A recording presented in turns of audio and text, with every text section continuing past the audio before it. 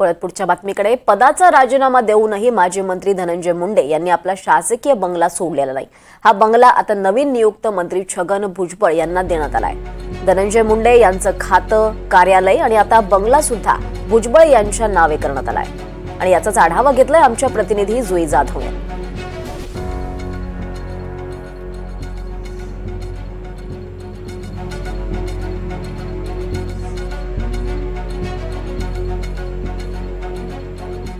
धनंजय मुंडे यांच्या राजीनाम्यानंतर अन्न व नागरी पुरवठा या खात्यावर छगन भुजबळ यांची री एंट्री झालेली आहे।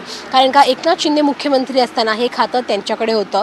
धनंजय मुंडे यांना संधी देवेंद्र फडणवीसांच्या नेतृत्वाखाली देण्यात आली होती। मात्र संतोष देशमुख हत्या प्रकरण घडलं आणि त्यांना आपल्या खात्यावरून पायउतार व्हावं लागलं।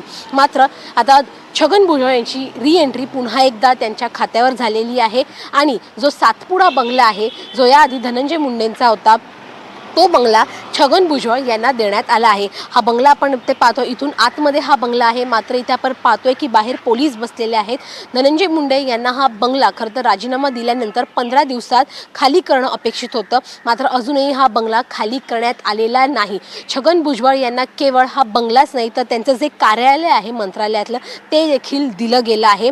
हा जो सातपुडा बंगला आहे त्या बंगल्यात धनंजय मुंडे राहत होते, मात्र आता हा बंगला छगन भुजबळ यांना देण्यात आला आहे। शासकीय निवासस्थान असणार आहे छगन भुजबळ यांच्यासाठी। त्यामुळे पुढील 15 दिवसांमध्ये आता छगन भुजबळ हे या बंगल्यामध्ये येणार आहेत अशी माहिती मिळते। त्यामुळे धनंजय मुंडे देखील हा बंगला लवकरच खाली करणार आहेत।